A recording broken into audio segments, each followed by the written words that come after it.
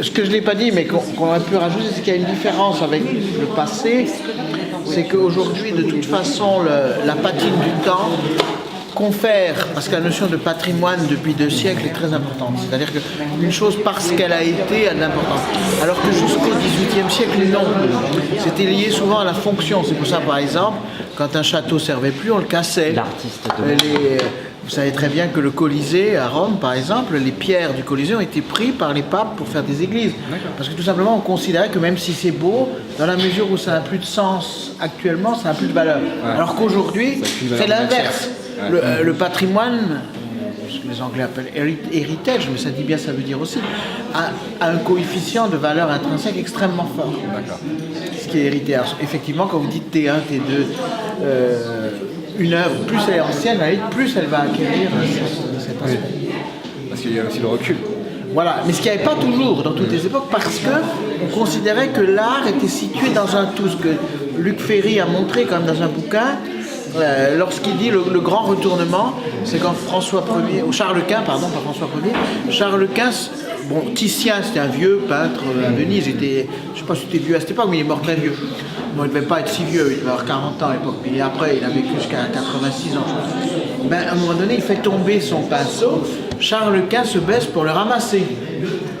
Et à ce moment-là, il a raison, sur ce plan-là, c'est très juste, il y a un retournement de la valeur des choses. Parce qu'avant, l'art, c'était au service, si vous voulez, de l'ordre des choses, de l'ordre du monde, de la religion, mais aussi du pouvoir. À partir de là, l'art en lui-même prend une valeur qui, en quelque sorte, est presque supérieure à celle de l'autorité de l'empereur qui se met à genoux pour ramasser le pinceau d'un artiste. Là, il y a un retournement complet. Ici, ça peut être dû à la noblesse de l'homme. Oui, et qui a commencé déjà avec Léonard de Vinci. L'image, quand on imagine la chose, l'image, on peut l'interpréter comme ça. Oui. Et quand on interprète les choses telles qu'elles le sont, je pense, c'est qu'il s'agit juste d'un homme noble, qui a une pensée noble, et qui se dit qu'il est normal de ramasser l'ustensile de l'artiste. Jeu de mots, Mona Lisa. C'est d'ailleurs une des toiles. Ou Mona Lisa. Mona Lisa. C'est très studieux.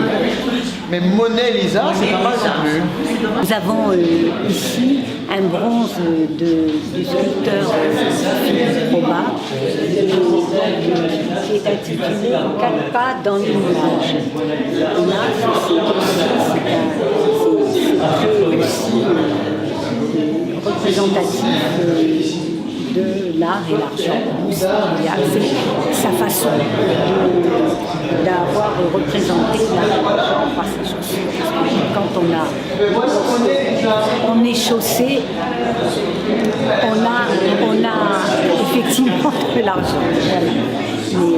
Mais donc, je tiens à remercier M. Roba de nous avoir présenté 4 pas dans les nuages.